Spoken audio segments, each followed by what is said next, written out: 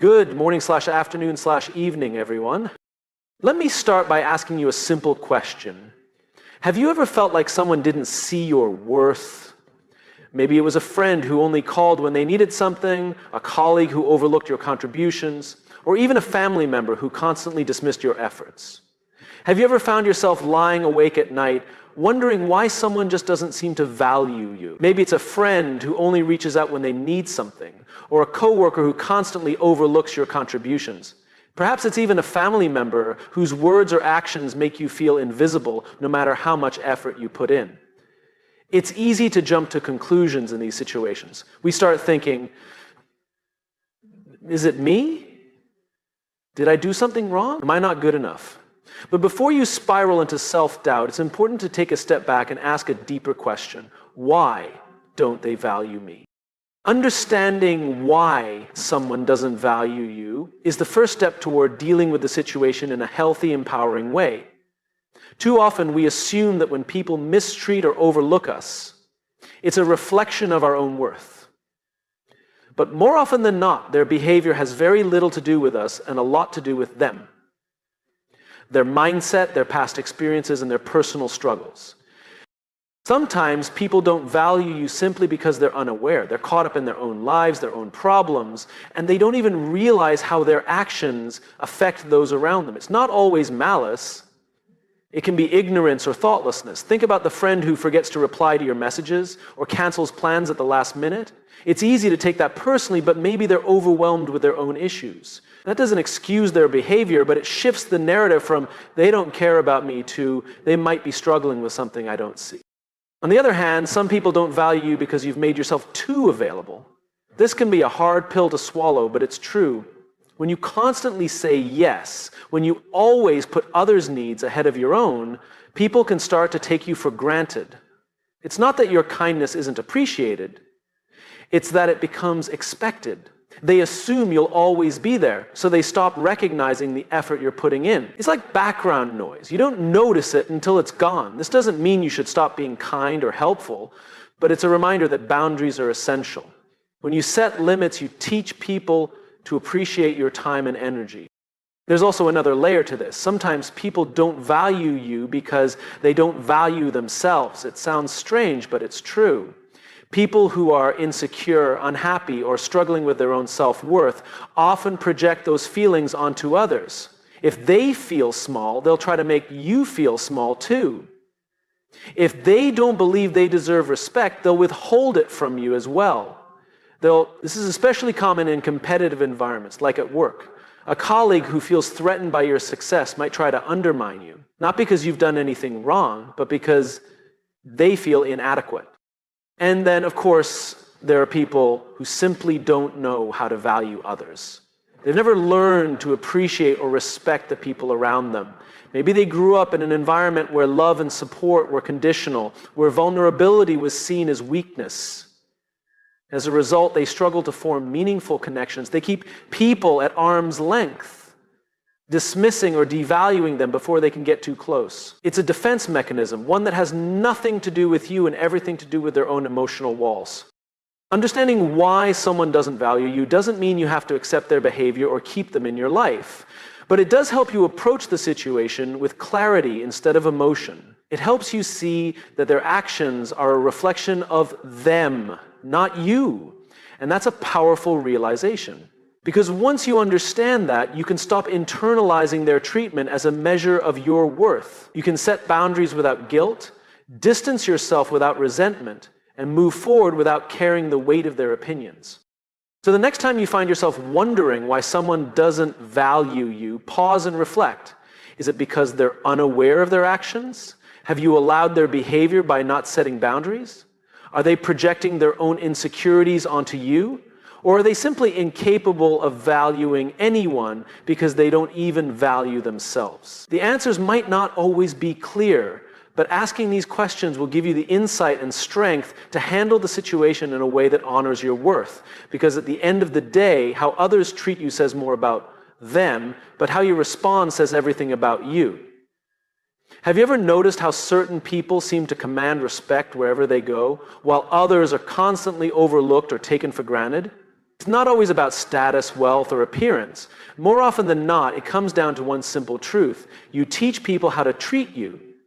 The way you set boundaries, communicate your needs, and carry yourself signals to others what you will and will not accept. It's like holding up a mirror. People reflect back what you show them. Think about the relationships in your life where you feel undervalued. Maybe it's a friend who always cancels plans at the last minute, a partner who dismisses your feelings, or a coworker who constantly dumps extra work on you without acknowledgement. It's easy to blame them entirely for their behavior, but here's a tough question. Have you allowed it to happen? Every time you let that friend cancel without saying how it makes you feel, every time you accept that partner's dismissal without standing up for yourself, or every time you quietly take on that extra work without pushing back, you're sending a message. That message is, this is okay. I'll accept this. Now, that doesn't mean you're responsible for someone else's bad behavior. People are responsible for their own actions. But when you don't set boundaries or communicate your needs, you unintentionally give them permission to continue treating you the same way. It's not about being confrontational or aggressive. It's about being clear. When you respect yourself, others will learn to respect you too. Let's break this down with a simple example. Imagine you have a friend who always calls you late at night to vent about their problems, but they never ask how you're doing. At first, you might pick up the phone every time because you want to be supportive. But over time, it starts to drain you. You feel unappreciated and frustrated. If you keep answering the phone without addressing how you feel, your friend will assume you're fine with it. But if you gently say, hey, I'm happy to listen, but I'd appreciate it if we could talk at a different time when I'm not so exhausted, you're setting a boundary. You're teaching them how you want to be treated. Boundaries aren't walls. They're guidelines. They help define where you end and someone else begins. Without them, relationships become unbalanced. You might find yourself constantly giving while others are constantly taking, but when you establish clear limits, you create a dynamic of mutual respect. You show people that your time, energy, and emotions are valuable, and that if they want to be part of your life, they need to honor that. Of course, setting boundaries isn't always easy, especially if you're used to being a people pleaser or if you fear conflict. You might worry that standing up for yourself will upset others or make them pull away. And sometimes it does. But here's the thing. The people who truly value you will respect your boundaries. The ones who don't, they were never really valuing you in the first place. It's better to have honest, respectful relationships than ones where you feel resentful or taken advantage of. Another important part of teaching people how to treat you is consistency. It's not enough to set a boundary once and then let it slide the next time. If you tell someone you won't tolerate a certain behavior, but then you let it happen without addressing it, you're sending mixed signals. Consistency reinforces your standards and helps others understand that you're serious about how you expect to be treated. But it's not just about saying no or pushing back against negative behavior. Teaching people how to treat you also means showing appreciation when they treat you well. Positive reinforcement is powerful. When someone respects your boundaries, acknowledges your efforts, or supports you in a meaningful way, let them know you appreciate it. This encourages more of that behavior and strengthens the relationship. It's also important to remember that teaching people how to treat you starts with how you treat yourself. If you're constantly criticizing yourself, neglecting your own needs, or downplaying your worth, others will pick up on that energy. But when you carry yourself with confidence, prioritize self-care, and speak to yourself with kindness, you set a standard for how you expect others to treat you. Self-respect is the foundation for external respect. So take a moment to reflect on the relationships in your life. Are there places where you feel undervalued or disrespected? If so, ask yourself, have I communicated my needs clearly? Have I set boundaries? Have I been consistent in upholding them? If the answer is no, it's not too late to start. The next time someone crosses a line, pause and think, what am I teaching them right now? Because every interaction is an opportunity to reinforce your worth. At the end of the day, you deserve to be treated with respect, kindness, and consideration, but it starts with you. When you teach people how to treat you, you don't just change your relationships, you change your life. There's a natural instinct in all of us to want to be liked, appreciated, and valued. It's part of being human. We crave connection and validation from others. But there's a fine line between wanting to be valued and chasing after people who don't see our worth. And here's the hard truth. The more you chase people who don't value you, the further they'll run. Real respect, real connection isn't something you can force. It's something you attract when you stand confidently in your own worth. Think about it. Have you ever tried to win over someone's attention or approval only to feel more frustrated and empty afterward? Maybe it was a friend who never seemed as invested in the friendship as you were, or a romantic interest who gave you just enough attention to keep you hanging on, but never enough to make you feel truly seen. In these situations, it's tempting to try harder, to give more, to be more accommodating, to prove that you're worthy of their time and energy. But what usually happens, the more effort you put in, the more distant they become. That's because chasing creates imbalance. When you chase someone's attention, you're placing them on a pedestal and putting yourself beneath them. You're sending a silent message. Your approval is more valuable than my self-respect. And people can sense that energy. It's not attractive, it's desperate. The harder you chase, the more they pull away, not because they're inherently cruel, but because humans naturally move away from things that feel forced. Now imagine flipping that dynamic. Instead of chasing, you focus on becoming the best version of yourself. You pour your energy into things that make you feel fulfilled, confident, and alive. You invest in your passions, your growth, your well-being. Suddenly, you're not looking outward for validation, you're creating it from within. And here's the beautiful part. When you stop chasing and start living authentically, the right people are drawn to you. They're attracted to your confidence, your self-assurance, and your genuine energy. Let's use an example. Imagine two people at a party. One person is constantly trying to get everyone's attention, jumping into conversations, laughing a little too loudly, trying a little too hard to be liked. The other person is relaxed, engaged in meaningful conversations, and genuinely enjoying themselves without worrying about who's watching. Who do you think people gravitate toward? It's the second person.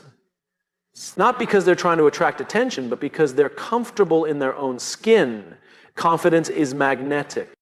This doesn't just apply to social situations. It's true in every area of life, in relationships, friendships, even at work.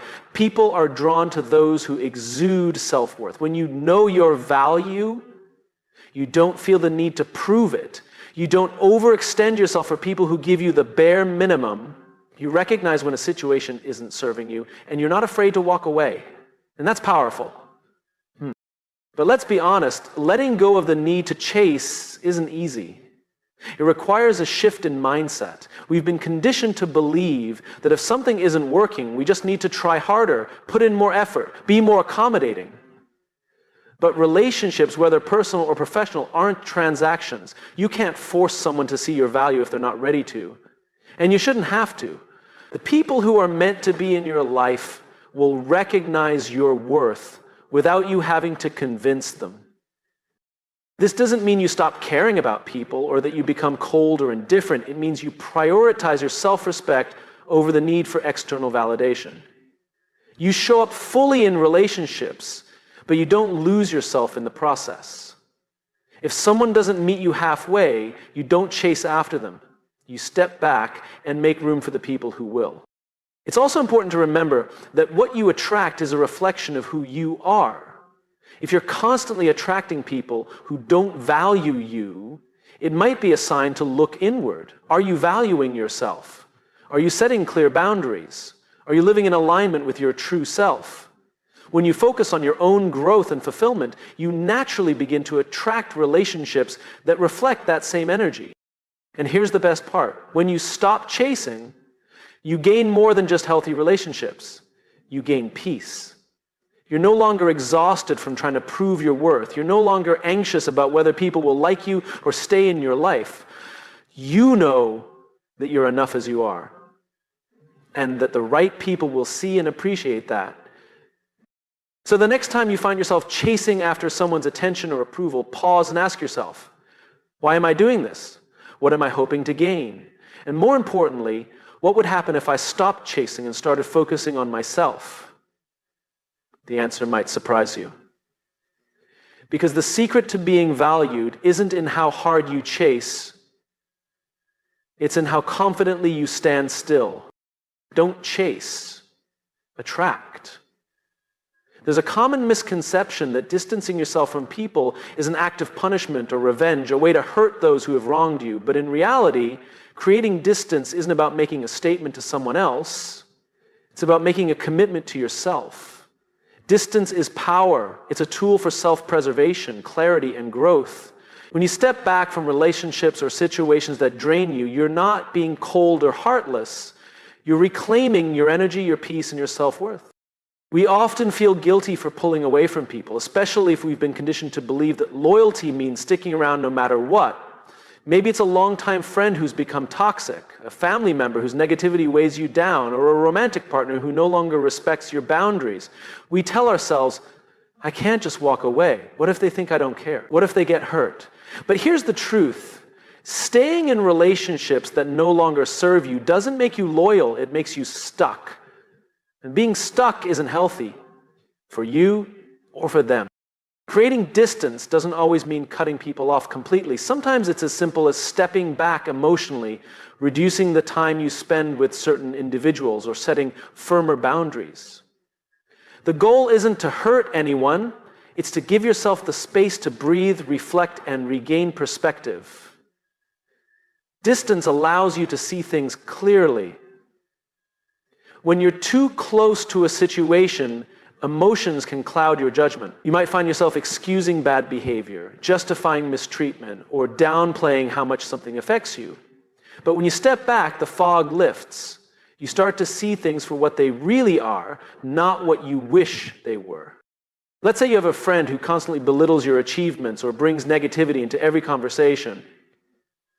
When you're in the thick of that relationship, it's easy to dismiss their comments as harmless jokes or assume you're overreacting. But when you create some distance, when you stop answering every call, decline a few invitations, and take time for yourself, you begin to realize how much lighter you feel without their constant negativity. That's the power of distance. It gives you the mental and emotional space to evaluate how people impact your life. Distance also empowers you to set boundaries without getting caught up in unnecessary drama.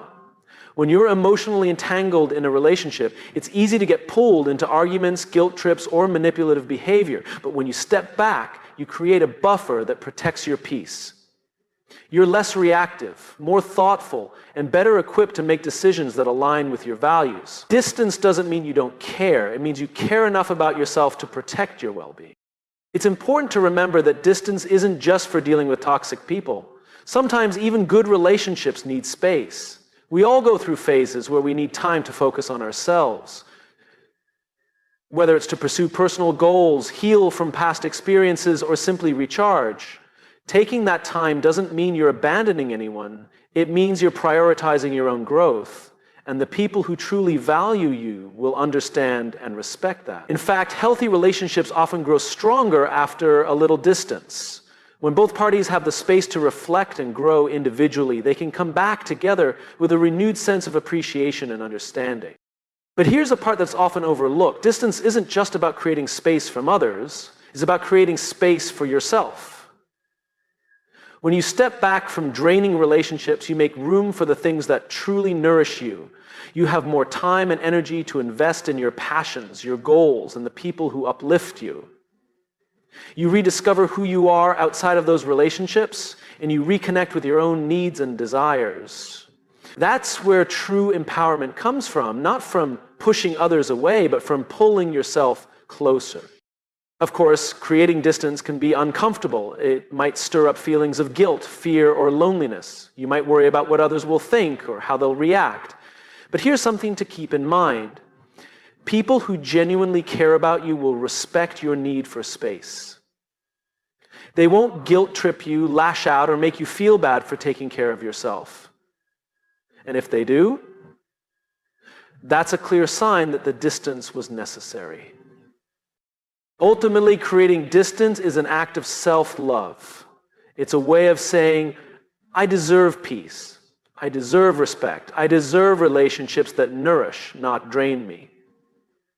It's about recognizing that your time and energy are valuable and you have the right to decide where they go. So if you're feeling overwhelmed by someone's presence in your life, give yourself permission to step back.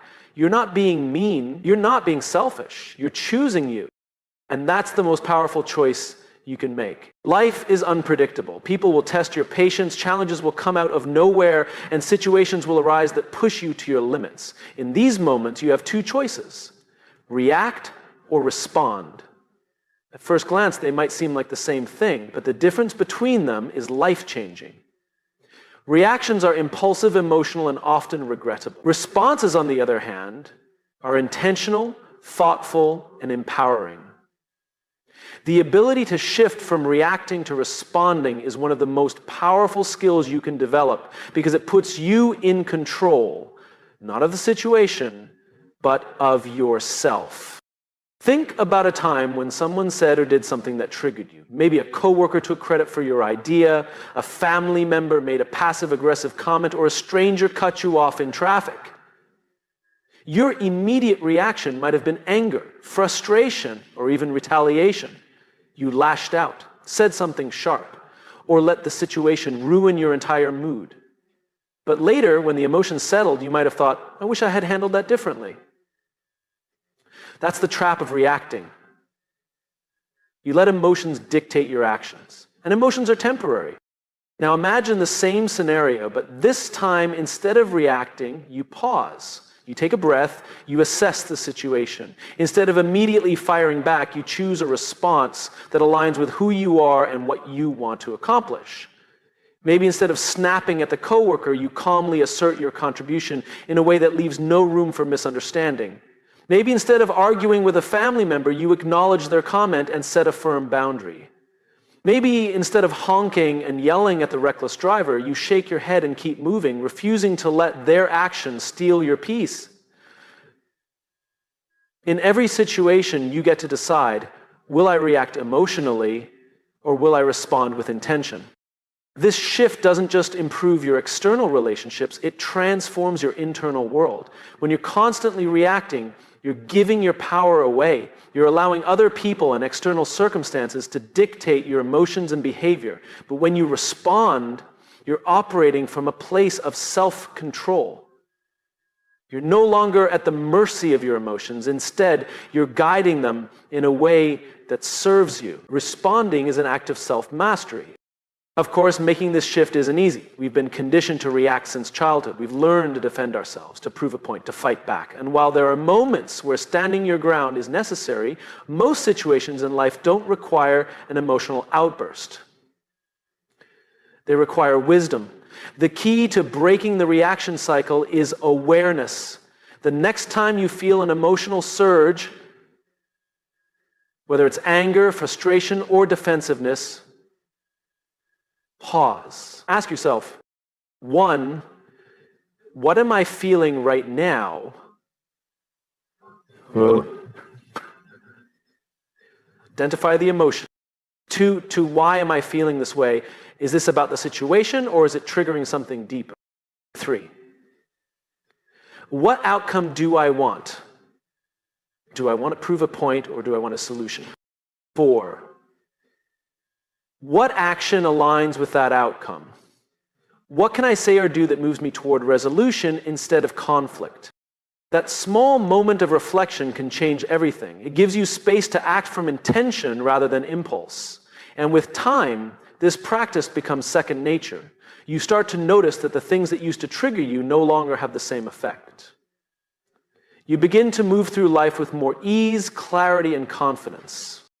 Shifting from reaction to response isn't about suppressing your emotions, it's about mastering them. It's about choosing how and when to express yourself in a way that serves you rather than sabotages you. It's about stepping into your power instead of handing it over to every person or situation that challenges you. At the end of the day, life will always present difficulties. People will still test your patience, and unexpected challenges will still arise. But the difference is, you will be different. You will no longer be controlled by external forces. You will have the ability to pause, process, and choose your response with wisdom and strength And in that choice, you will find true freedom. We live in a world where it often feels like our worth is constantly being measured, questioned, or compared. Whether it's through social media likes, job performance reviews, relationship dynamics, or even the opinions of strangers, we're bombarded with messages that make us wonder, am I good enough? But here's the truth that cuts through all the noise. Your value isn't up for debate. It's not a negotiation, it's not dependent on other people's approval, and it certainly isn't defined by external validation. Your worth is inherent, unchanging, and absolute, no matter what anyone else says or thinks. Think about that for a moment. How many times have you felt the need to prove yourself to someone? Maybe you bent over backward in a relationship, hoping the other person would finally recognize your value. Or you stayed late at work, over-delivering on projects just to gain a bit of acknowledgement from your boss. Maybe you changed parts of yourself, your appearance, your opinions, your passions, just to fit into a group, to be liked, to feel accepted. But even after all that effort, did you feel more secure in your worth, or did you feel more exhausted, more disconnected from who you truly are? The problem with seeking validation from others is that it puts your self-worth in their hands. You're essentially saying, I'll feel valuable if you approve of me. But here's the reality. People's opinions are fickle. They change based on their mood, their insecurities, their experiences, things that have nothing to do with you. Tying your worth to something so unstable is like building a house on quicksand. No matter how hard you try to keep it standing, it's bound to sink. The real power comes when you decide that your worth is non-negotiable. It doesn't rise when people praise you, and it doesn't fall when they criticize you. It's steady, unshakable, and rooted in the simple fact that you exist. You don't need to prove anything to anyone because you are already enough. Now, that doesn't mean you stop growing or striving to be better. Self-improvement is important, but it should come from a place of self-love, not self-doubt. There's a big difference between saying, I want to grow because I know I'm capable of more versus I need to grow because I'm not good enough as I am. When you operate from a foundation of inherent worth, your growth becomes a celebration of who you are, not a desperate attempt to fill a void. But how do you internalize this truth when the world around you constantly tries to tell you otherwise? It starts with self-awareness. Pay attention to the moments when you feel like you're not enough. Who or what is making you feel that way? Is it a comment someone made, a rejection you faced, a comparison you made scrolling through social media? Once you identify the source, remind yourself, this doesn't define me. My worth isn't tied to this moment, this person, or this situation. Next, practice affirming your own value. It might feel uncomfortable at first, especially if you're used to relying on external validation, but start small. Every day, take a moment to acknowledge something you value about yourself.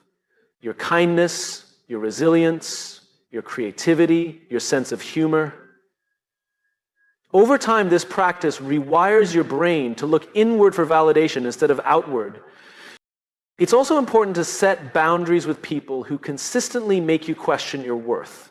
If someone in your life belittles you, dismisses your feelings, or makes you feel like you have to earn their respect, it's time to reassess that relationship. You deserve to be surrounded by people who recognize your value without you having to prove it over and over again. And if distancing yourself from those people isn't possible, then it's even more critical to strengthen your internal belief in your worth.